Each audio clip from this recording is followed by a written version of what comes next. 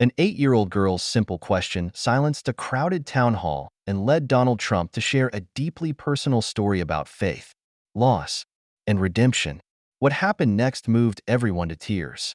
The Church Fellowship Hall in Shreveport, Louisiana, buzzed softly with the sound of folding chairs scraping against the polished floor and murmured conversations. The space, usually reserved for Sunday potlucks and Bible study, had taken on an unusual air that evening. At the front of the room stood Donald Trump, his unmistakable presence filling the modest hall.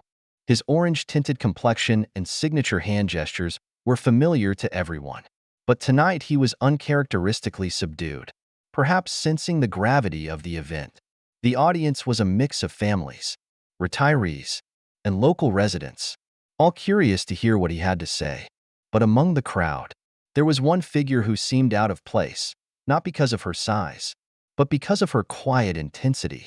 8-year-old Lily, dressed in her best Sunday dress, clutched an old leather-bound Bible to her chest. It was a treasure passed down from her late grandmother, its pages worn and its gold lettering faded. Her mother, seated beside her, had whispered before they arrived, "You can ask him, but only if you're brave enough, and only if you truly mean it." Lily had nodded, her heart pounding in her chest. She had been rehearsing her question for weeks, scribbling it out in her notebook during recess and murmuring it to herself as she lay in bed at night. It wasn't a question born from childish curiosity, but one that weighed heavily on her young soul. As the evening progressed, Trump spoke about his usual topics, policies, achievements, and the future of America.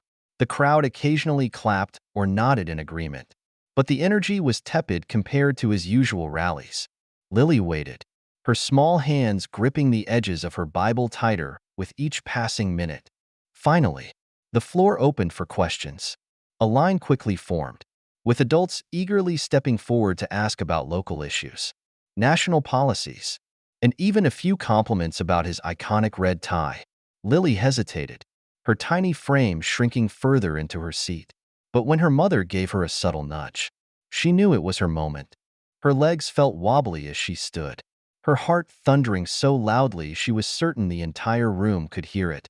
The line seemed endless, but as she inched forward, the room's chatter began to fade. People noticed her, the small girl with the oversized Bible clutched tightly to her chest. Whispers rippled through the crowd. When her turn came, Trump looked down at her, his expression momentarily softening. "And what's your question, young lady?" he asked. His voice surprisingly gentle. Lily swallowed hard, gripping her Bible so tightly her knuckles turned white. Then, with a voice that trembled but refused to break, she asked the question that had been echoing in her heart for months. "Mr. Trump, what does God mean to you?" The room fell into an immediate and complete silence. Eyes darted between the girl and Trump, the weight of her question pressing down on everyone like a tangible force. For a man known for his rapid-fire answers, Trump didn't respond right away. Instead, he looked at her, then at the Bible in her hands, and something in his demeanor shifted. The air in the room seemed to thicken with expectation, drawing everyone to the edge of their seats. Trump's silence was almost deafening. For a man who had built his career on quick comebacks and unwavering confidence, this pause felt unusual. Finally, he began to speak. His voice was lower than usual, his tone uncharacteristically measured. "God," he said, pausing as if to gather his thoughts, "means everything to me. He's been my guide, my strength, and my reminder that no matter how tough things get, there's always a purpose, even when we can't see it." The audience remained quiet, hanging on his every word. Trump continued, his gaze never leaving Lily. "When I was younger, I didn't always understand faith. I thought success was about what I could achieve on my own. But life has a way of humbling you. I've faced losses, deep losses, that made me question everything. And in those moments, I found that faith wasn't about having all the answers. It was about trusting that there's a plan, even when you don't understand it." Lily's eyes widened as she listened, her grip on the Bible loosening slightly. Trump smiled gently. "That Bible you're holding, it reminds me of the one my mother gave me when I was your age. She told me to turn to it whenever I felt lost. And Believe it or not, I still do. The room remained still, the weight of his words sinking in. Tears welled up in Lily's eyes, and she took a small step forward. "Thank you," she said softly, her voice filled with emotion. Trump nodded, his expression sincere. "No, thank you, Lily, for reminding me, and all of us, what really matters." As she walked back to her seat, the crowd erupted into applause, breaking the silence with a wave of emotion. People wiped their eyes, turned to each other, and whispered about the profound moment they had just witnessed. For the rest of the evening, the atmosphere in the fellowship hall felt different, softer, more reflective. Lily's question had sparked something deeper than political discourse. It had reminded everyone in the room, regardless of their beliefs, of the power of faith, hope, and the courage of a child to ask the questions that truly matter. Donald Trump stared at Lily for a long moment, his usual bravado replaced by something softer, almost vulnerable. The Bible she clutched caught his eye again, and his lips parted. But no. Words came. Lily shifted slightly, her small frame looking even more fragile under the room's collective gaze. Her question had not been meant to challenge or provoke.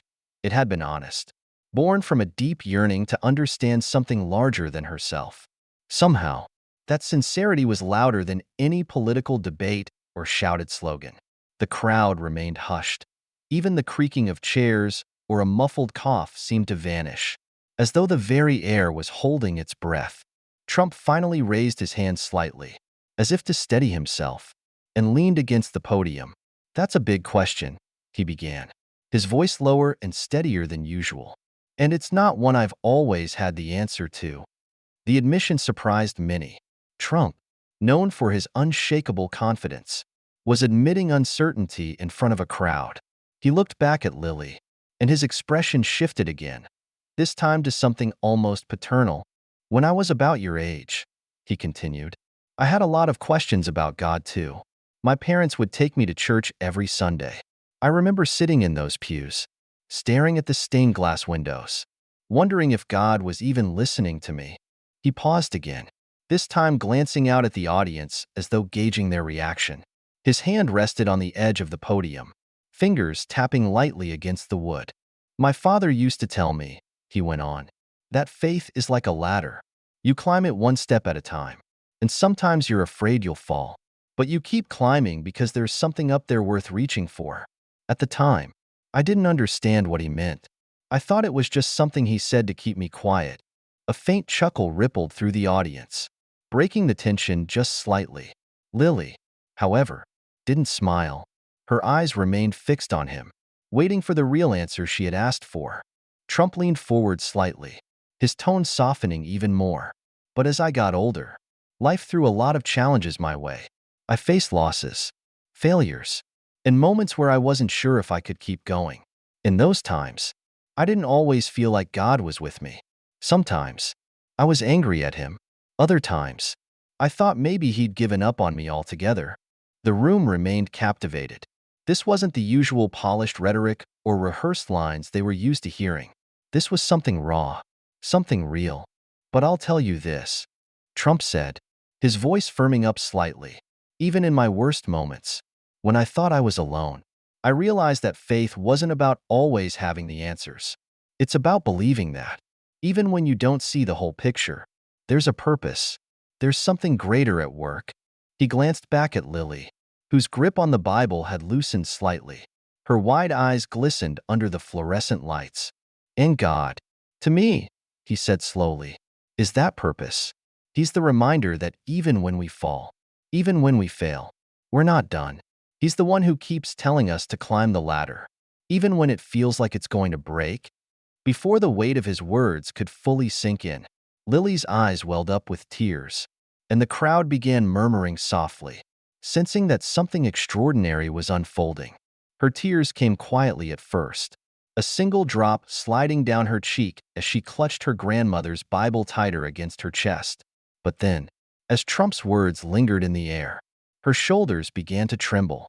Trump noticed her emotion and paused, his expression softening even more.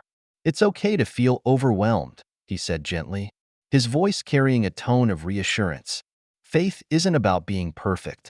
It's about trying, every single day, to believe in something bigger than yourself. The room was silent again, the kind of silence that felt heavy with meaning. Adults in the crowd exchanged glances, some dabbing at their eyes, others nodding quietly as if Trump's words had struck a chord deep within them. Lily finally managed to speak, her voice small but steady. "Thank you, Mr. Trump," she said, her words barely audible but full of sincerity. Trump smiled, a genuine, warm smile that seemed to light up his face in a way rarely seen. "Thank you, Lily," he replied, "for reminding all of us what really matters." As Lily returned to her seat, the room erupted into applause. The clapping started slowly, tentatively, but quickly grew into a wave of sound that filled the fellowship hall. People stood, some wiping away tears, others clapping with an energy that felt more like gratitude than mere approval.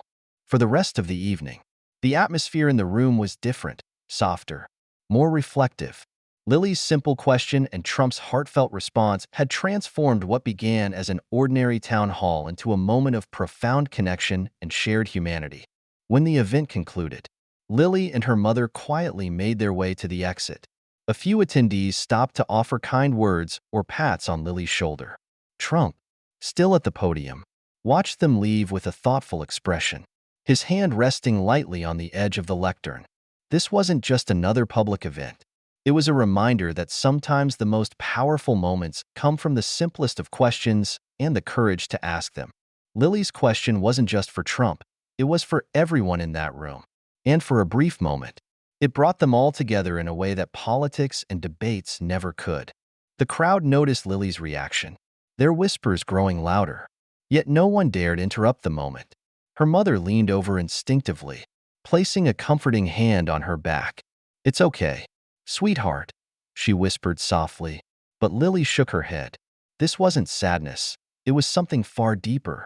Trump's words had touched a part of her young heart she had long guarded, and in doing so, he had spoken truths she hadn't realized she needed to hear. Trump seemed to notice her reaction and took a step away from the podium, his face uncharacteristically subdued. "What's your name?" he asked gently. "Lily," she stammered, her voice barely above a whisper. "That's a beautiful name," he said with a faint smile. "You know, Lily, sometimes the simplest questions are the hardest ones to answer. And sometimes, those questions remind us of what really matters." Lily nodded, her tear-filled eyes never leaving his. "My grandma used to say that too," she said softly. "She said God is always listening, even when you don't hear him." Trump's expression flickered with something unspoken, a mix of admiration and understanding. He took a deep breath, turning his attention back to the crowd. "You know," he began, his voice steady but softer, "this little girl just asked a question that most adults are too afraid to ask. What does God mean to us?" It's not an easy question because it makes us look inward. It makes us face our fears, our doubts, and our flaws. The room was utterly still, the weight of his words pressing down on everyone. For a moment, it felt as though Lily wasn't just a little girl with a Bible. She was a symbol of something much bigger. Her courage had shifted the tone of the entire evening, transforming it from a routine town hall into a deeply personal reflection on faith and humanity. Trump continued, his voice calm yet deeply reflective. "We live in a world where we're always looking for answers outside of ourselves. We think power, success, or money will fill the gaps, but they don't. The real answers are the ones that make us uncomfortable, the ones that make us ask, what do I stand for? What do I believe in? And who am I when no one else is looking?" He paused, his gaze returning to Lily. "Thank you for reminding me of that. Lily, you're wiser than most adults I know." The crowd erupted into soft applause, but Lily didn't seem to notice. Her tears had stopped, replaced by a look of quiet pride. She wiped her cheeks with the sleeve of her dress and looked up at her mother, who smiled back at her with glistening eyes of her own. But as the applause subsided, Trump's tone shifted once more, hinting that this conversation was far from over and that the room was about to be pulled even deeper into his story. The room grew quieter still, as though the air itself was waiting for Trump's next words. He shifted slightly at the podium, his eyes scanning the crowd before resting back on Lily. There was a heaviness in his expression, a weight that seemed to come from somewhere deeper than politics or public life. When I was a young man, Trump began, his voice softer now. There was a time I thought I had it all figured out. I had ambition, plans, and the drive to succeed. But there was one moment in my life, just one, that made me realize how little control I actually had. He paused, letting the words sink in. The crowd leaned forward, their curiosity palpable. Trump rarely opened a window into his personal life, and now it seemed he was about to. My brother Fred, he continued, he was one of the kindest, most genuine people I've ever known. He had a light about him, a goodness that I couldn't quite understand at the time. But Fred struggled. He had his demons, and no matter how much my family and I tried to help him, it wasn't enough. Trump's voice faltered for a brief moment, and he cleared his throat. When he passed away, I was angry. Angry at him, angry at myself, and angry at God. I couldn't understand why someone so good, someone with so much potential, had to leave this world so soon. Lily's gaze remained fixed on him, her young face etched with an expression far too wise for her age. Around the room, others looked equally captivated, their expressions a mix of empathy and intrigue. For a long time after that, Trump continued, I turned away from God. I thought, if he was real, why would he let that happen? Why would he take someone like Fred and leave me behind? The room hung on his every word, the weight of his story pulling everyone closer into a shared moment of reflection. Trump looked back at Lily, his tone softening once more. But over time, I realized something. Faith isn't about having all the answers or never feeling angry or lost. It's about holding on, even when it feels like everything is slipping away. It's about believing that, no matter how much we fall, there's a reason to get back up. Lily's small hands gripped her Bible tightly, but her tears had stopped entirely. Trump's words had given her something she hadn't expected, a sense of hope that resonated deeply within her. And Lily, he said, his voice carrying across the room, your grandma was right. God is always listening, even when we don't hear him. And sometimes, he speaks through moments like this, through people like you. The crowd erupted into applause again, this time louder and more heartfelt. People stood, some wiping away tears, others clapping with a sense of gratitude and admiration. Lily turned to her mother, who wrapped her arms around her tightly, whispering, I'm so proud of you. As Trump stepped away from the podium, he glanced back at Lily with a small smile. Thank you for your question, he said. It reminded all of us what really matters. That night, in a small fellowship hall in Louisiana, a young girl's courage and an honest question created a moment of shared humanity, one that no one in the room would ever forget. He exhaled deeply, his hand gripping the edge of the podium. But then something in his expression shifted. I don't know if it was a dream or just a memory. Trump began, his voice softening. But one night, I saw Fred's face in my mind. He was smiling, this big, goofy smile he used to have. And I heard him say, don't be angry, Don. You've got work to do.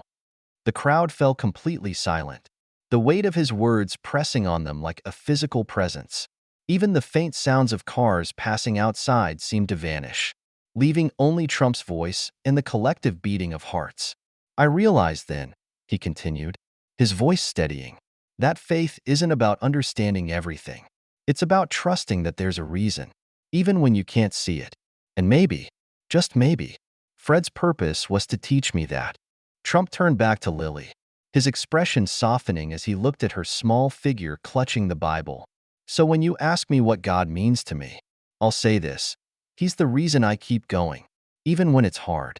He's the reminder that we're here for more than just ourselves. And he's the one who gives us hope, even in the darkest times. Lily's eyes shimmered again, but this time her tears didn't fall. Instead, she stood a little taller, holding her grandmother's Bible with both hands as though it were the most precious thing in the world. The room seemed to settle into the gravity of his story, the atmosphere thick with reflection. But just as the moment hung in the air, someone in the audience raised their hand. breaking the silence and pulling everyone's attention in a new direction. A man near the back of the hall stood slowly, his hands still raised. His rugged face, lined with years of hard work, bore a serious expression. He was the kind of person you might pass on the street without a second thought. A mechanic, a father, maybe someone who attended church sporadically when life allowed. His voice, however, cut through the stillness like a bell.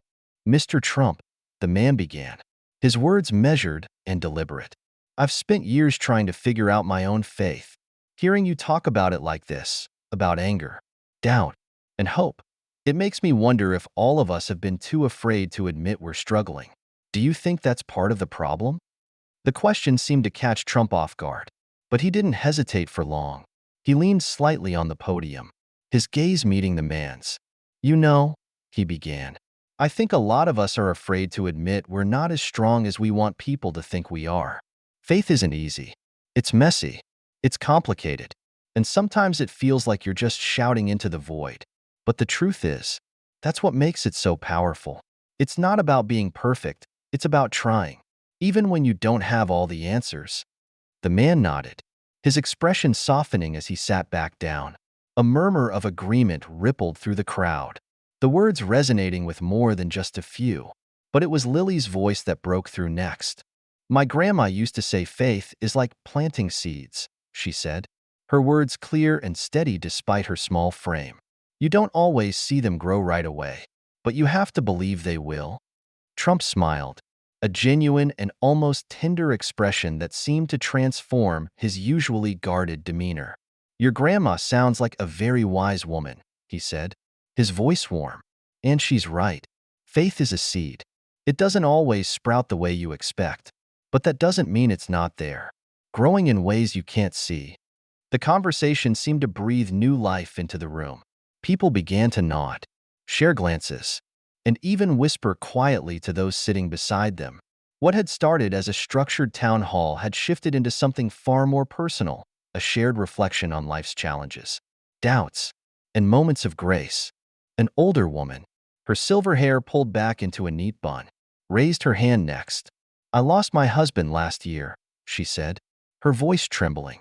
"I've been angry at God ever since. I feel like I've lost my faith entirely." The room grew silent again, the rawness of her words hanging heavy in the air. Trump met her gaze, his expression filled with empathy. "I'm so sorry for your loss," he said sincerely. "It's okay to be angry. It's okay to feel lost. Faith doesn't mean you won't feel those things. It means you don't let them define you. You hold on, even if it's by a thread, and you trust that, in time, you'll find your way back." The woman nodded slowly, her eyes glistening with unshed tears. Around her, others reached out with comforting pats on the shoulder or soft words of support. The room, once filled with political chatter and policy questions, had transformed into a place of shared humanity. Trump turned back to the audience, his tone reflective yet firm. "We're all going through something," he said, "every single one of us. And sometimes, the strongest thing we can do is admit that we need help, that we don't have it all figured out.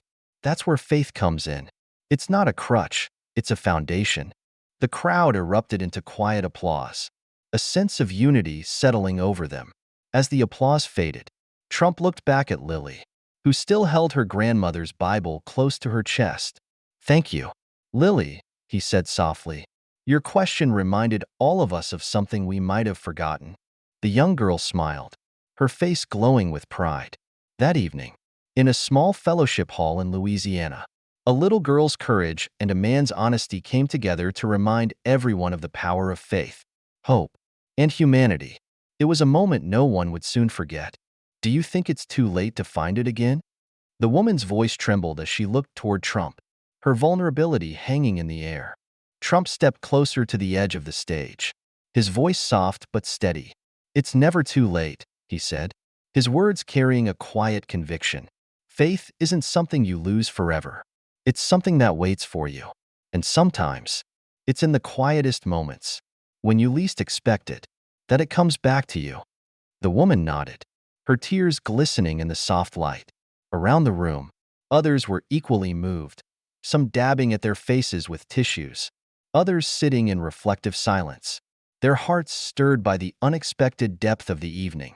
As Trump's words settled into the hearts of those gathered, it became clear that the night had shifted into something more profound. It was no longer just about questions and answers. It had become about connection. And what came next would only deepen that bond.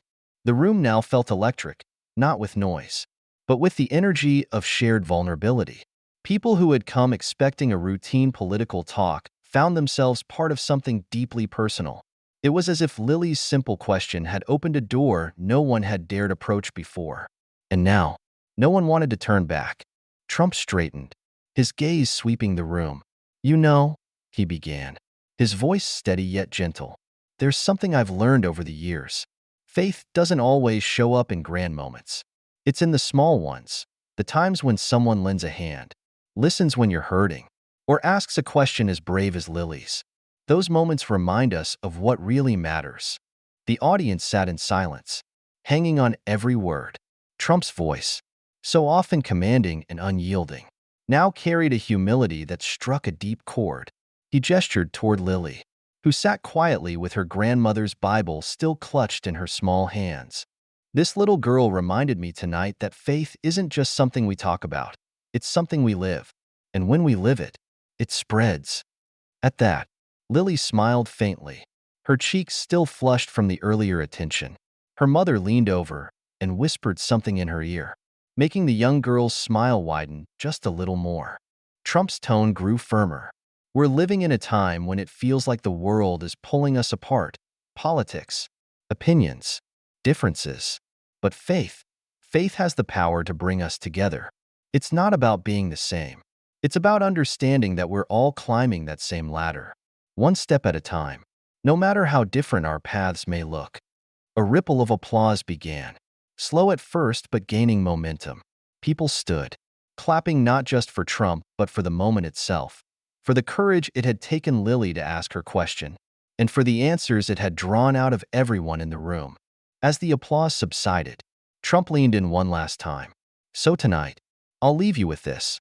Ask yourselves what faith means to you. And don't be afraid of the answer, no matter how uncertain it might be. Because faith isn't about knowing, it's about believing."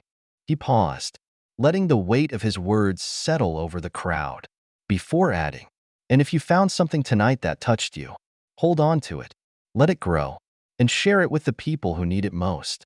The room erupted into applause again, but this time it was different. It was punctuated with hugs, handshakes, and even a few tears. Strangers who had entered the hall with little more than polite nods now lingered, exchanging smiles and stories.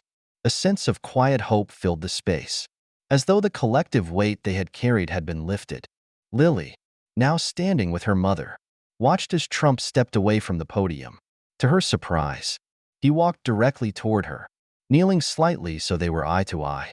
"Thank you, Lily," he said, his voice low but sincere. "You've got more courage than most people twice your age. Don't ever lose that." She nodded, her small hand extending to shake his. "Thank you, Mr. Trump," she replied, her voice steady now. For answering, Trump stood, giving her a faint smile before turning to wave at the crowd. As he exited the room, the space remained alive with chatter. The people clearly had been changed by what had unfolded that night. Lily looked up at her mother, her voice soft but determined. "Grandma would have been proud, wouldn't she?" Her mother smiled, tears welling in her eyes. "She would have been more than proud. Sweetheart, she would have been amazed." As the hall slowly emptied, the lingering message was clear. Sometimes, the bravest questions lead to the most unexpected answers. And in those answers, we find pieces of ourselves we didn't know were missing. It's in those moments that faith, connection, and hope remind us of what truly matters. If this story touched your heart, take a moment to reflect on your own faith and share it with someone who might need it today. And don't forget to subscribe to our channel for more stories that inspire, challenge, and bring us closer together. This story reminds us that life's most profound truths often emerge from simple questions and quiet moments of reflection.